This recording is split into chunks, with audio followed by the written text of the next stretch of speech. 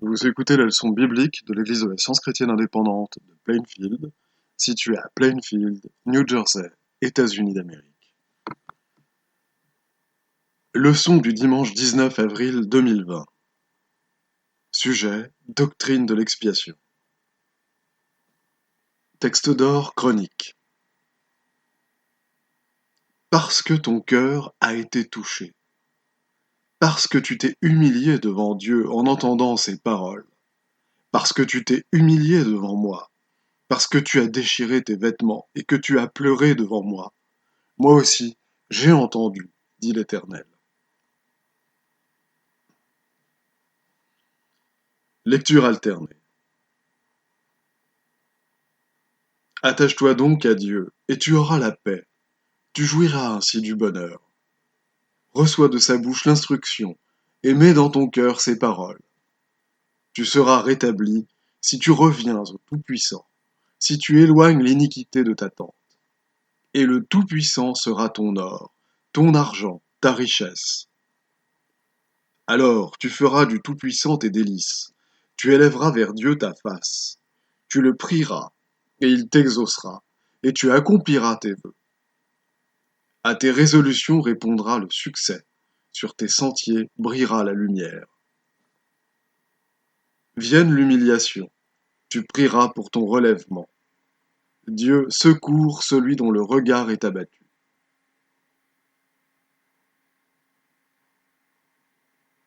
La Bible. Connais le Dieu de ton Père et sers-le d'un cœur dévoué et d'une âme bien disposée. Car l'Éternel sonde tous les cœurs et pénètre tous les desseins et toutes les pensées. Si tu le cherches, il se laissera trouver par toi. Ô Dieu, tu es mon Dieu, je te cherche. Mon âme a soif de toi. Mon corps soupire après toi, dans une terre aride, desséchée, sans eau. Ainsi je te contemple dans le sanctuaire, pour voir ta puissance et ta gloire. Car ta bonté vaut mieux que la vie. Mes lèvres célèbrent tes louanges. Lorsque je pense à toi sur ma couche, je médite sur toi pendant les veilles de la nuit. Car tu es mon secours, et je suis dans l'allégresse à l'ombre de tes ailes. Et ce que l'Éternel demande de toi, c'est que tu pratiques la justice, que tu aimes la miséricorde, et que tu marches humblement avec ton Dieu. Le méchant dit avec arrogance, il ne punit pas, il n'y a point de Dieu. Voilà toutes ses pensées. Ses voies réussissent en tout temps. Il dit en son cœur, je ne chancelle pas, je suis pour toujours à l'abri du malheur. Prenez-y donc garde, vous qui oubliez Dieu. D'où viennent les luttes et d'où viennent les querelles parmi vous? N'est-ce pas de vos passions qui combattent dans vos membres? Vous convoitez et vous ne possédez pas. Vous êtes meurtrier et envieux et vous ne pouvez pas obtenir. Vous avez des querelles et des luttes et vous ne possédez pas parce que vous ne demandez pas. Vous demandez et vous ne recevez pas parce que vous demandez mal dans le but de satisfaire vos passions. Adultères que vous êtes, ne savez-vous pas que l'amour du monde est inimitié contre Dieu? Celui donc qui veut être ami du monde se rend ennemi de Dieu. Il accorde au contraire une grâce plus excellente. C'est pourquoi l'Écriture dit: Dieu résiste aux orgueilleux, mais il fait grâce aux humbles. Soumettez-vous donc à Dieu, résistez au diable, et il fuira loin de vous. Approchez-vous de Dieu, et il s'approchera de vous. Nettoyez vos mains, pécheurs, purifiez vos cœurs, hommes irrésolus. Humiliez-vous devant le Seigneur, et il vous élèvera.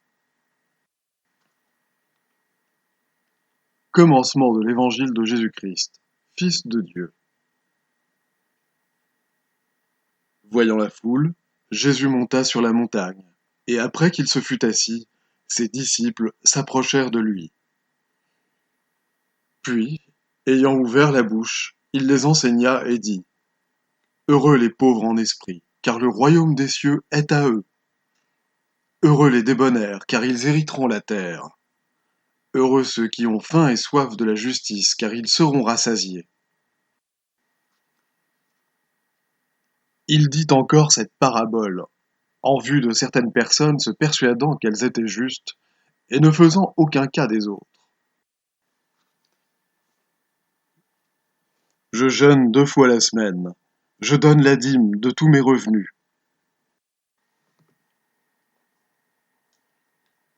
Le publicain, se tenant à distance, n'osait même pas lever les yeux au ciel.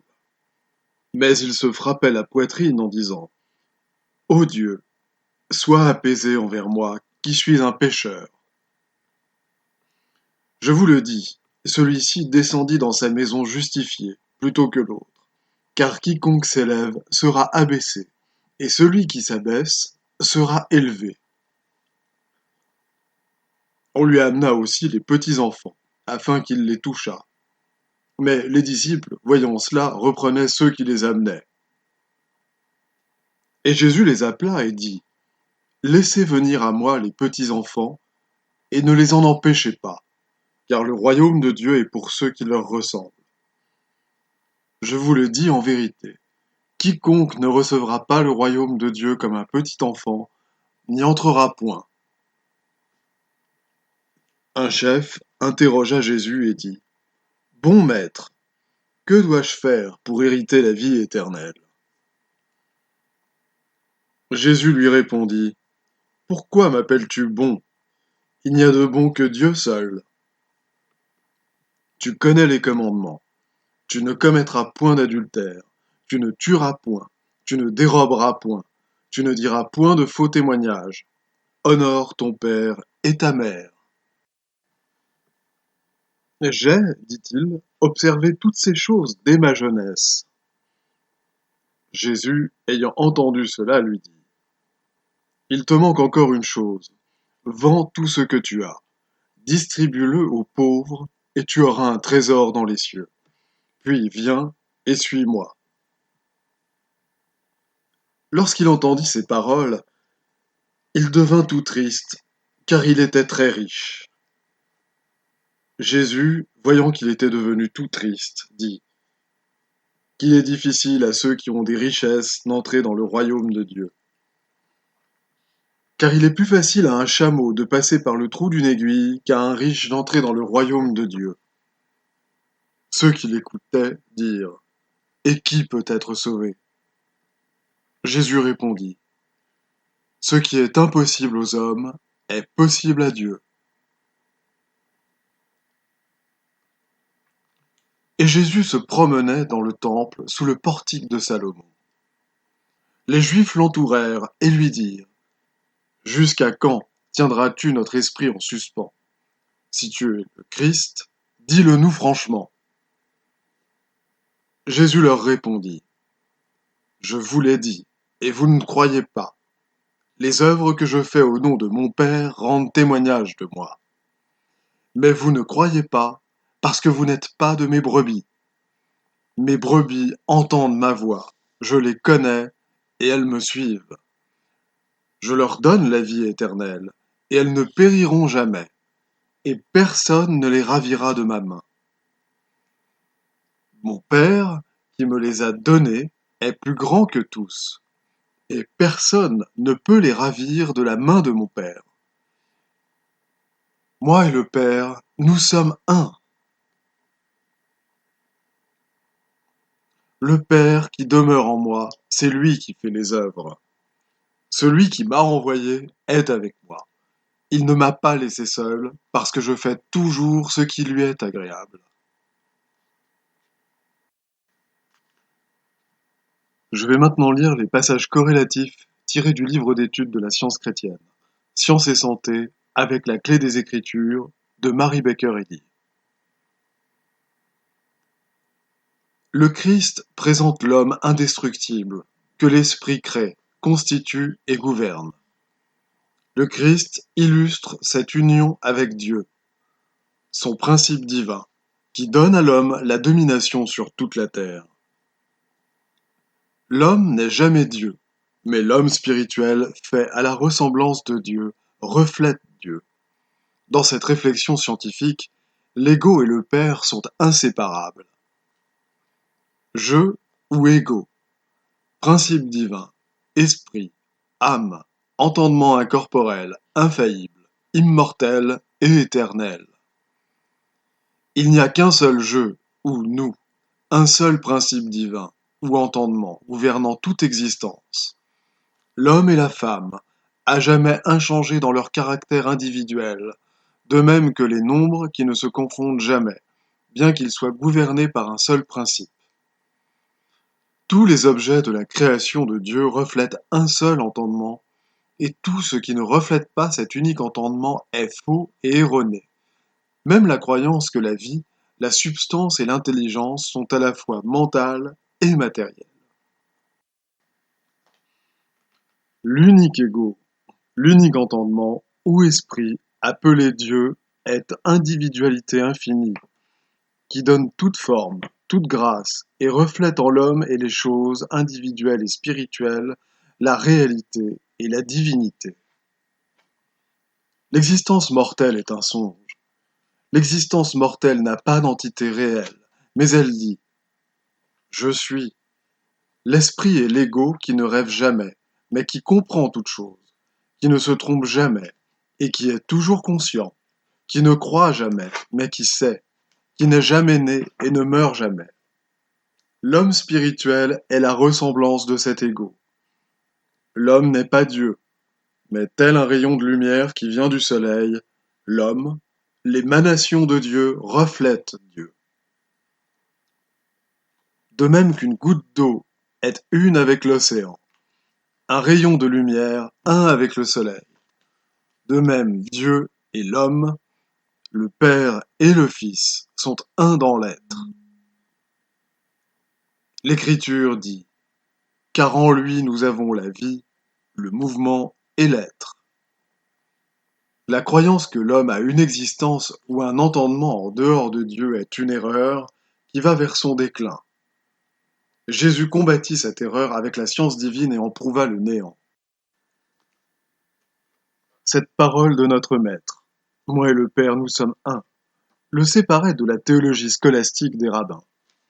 Sa compréhension plus claire de Dieu était pour eux un blâme. Ils ne connaissaient qu'un seul entendement et ne prétendaient à aucun autre. Ils savaient que l'ego est l'entendement, non le corps, et que la matière, le péché et le mal ne sont pas l'entendement. Et sa compréhension de cette science divine lui attira les anathèmes de son époque. Les vues erronées des hommes opposées aux siennes leur cachaient la filialité du Christ avec Dieu. Ils ne pouvaient discerner l'existence spirituelle de Jésus. Leur entendement charnel était en conflit avec elle. Leurs pensées étaient pleines d'erreurs mortelles, au lieu d'être remplies de l'idée spirituelle de Dieu que Christ Jésus représentait. L'orgueil de la prêtrise est le prince de ce monde. Il n'a rien en Christ. La douceur et la charité ont l'autorité divine. L'humble Nazaréen annula la supposition que le péché, la maladie et la mort ont du pouvoir. Il prouva qu'ils sont impuissants. L'orgueil des prêtres aurait dû être rabattu lorsqu'ils virent la démonstration du christianisme l'emporter sur l'influence de leur foi et de leur cérémonie morte. L'aveuglement et le pharisaïsme serrent de près l'iniquité. Lorsque la plainte du publicain s'éleva vers le grand cœur de l'amour, son humble désir fut exaucé. Jésus de Nazareth enseigna et démontra que l'homme et le Père ne font qu'un, et nous lui devons pour cela un hommage éternel. Sa mission fut à la fois individuelle et collective. Il accomplit parfaitement l'œuvre de la vie, non seulement pour être juste envers lui-même, mais aussi par miséricorde envers les mortels, afin de leur montrer comment accomplir la leur, mais non de l'accomplir à leur place, ni de leur épargner une seule responsabilité.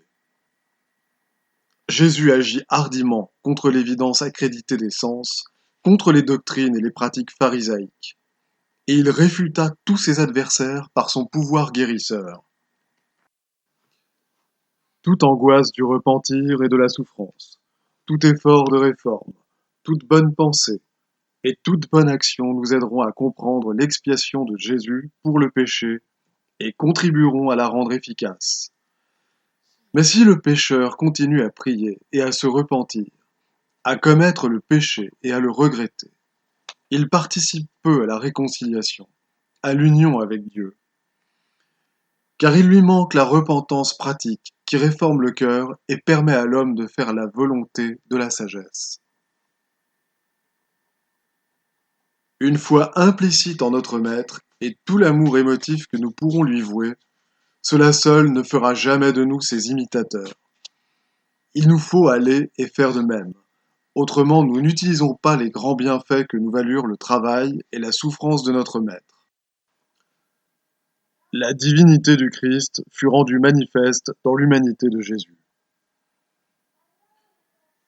Si nous oscillons comme un pendule entre le péché et l'espoir du pardon, l'égoïsme et la sensualité nous faisant rétrograder constamment, notre progrès moral sera lent.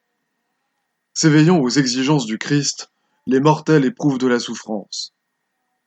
Alors comme des hommes qui se noient, ils font de vigoureux efforts pour être sauvés. Et grâce à l'amour précieux du Christ, leurs efforts sont couronnés de succès.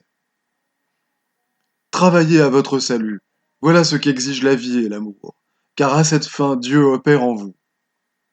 Faites-les valoir, vos talents, jusqu'à ce que je revienne.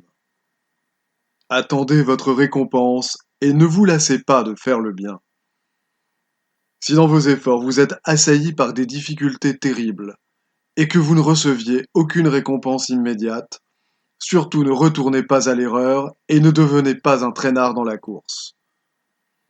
Lorsque la fumée de la bataille se sera dissipée, vous discernerez le bien que vous avez fait et vous recevrez selon vos mérites. L'amour ne se hâte pas de nous délivrer de la tentation, car l'amour entend que nous soyons éprouvés et purifiés. Si la vérité est en voie de surmonter l'erreur dans votre vie et votre conduite quotidienne, vous pourrez finalement dire « J'ai combattu le bon combat, j'ai gardé la foi », parce que vous serez devenu meilleur. C'est ainsi que nous participons à l'union avec la vérité et l'amour.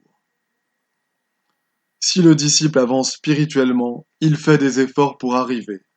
Il se détourne constamment du sens matériel et porte ses regards vers les choses impérissables de l'esprit. S'il est sincère, il prendra la chose au sérieux dès le début et avancera chaque jour un peu dans la bonne direction, jusqu'à ce que finalement, il achève sa course avec joie.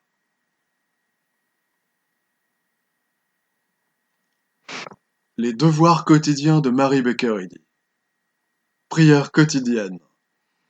Il sera du devoir de tout membre de cette Église de prier chaque jour.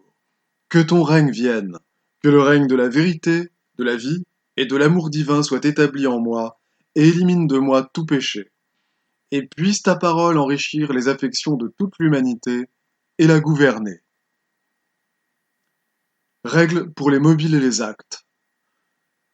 Ni l'animosité, ni un attachement purement personnel ne doivent déterminer les mobiles ou les actes des membres de l'Église mère. Dans la science, l'amour divin seul gouverne l'homme, et un scientiste chrétien reflète les douces aménités de l'amour, en réprouvant le péché et en manifestant un véritable esprit de fraternité, de charité et de pardon. Les membres de cette Église doivent journellement veiller et prier pour être délivrés de tout mal, pour ne pas prophétiser, juger, condamner, conseiller, influencer ou être influencé d'une manière erronée. Vigilance face au devoir. Il sera du devoir de chaque membre de cette Église de se défendre journellement contre la suggestion mentale agressive et de ne pas se laisser entraîner à oublier ou à négliger son devoir envers Dieu, envers son leader et envers l'humanité. Par ses œuvres, il sera jugé et justifié ou condamné.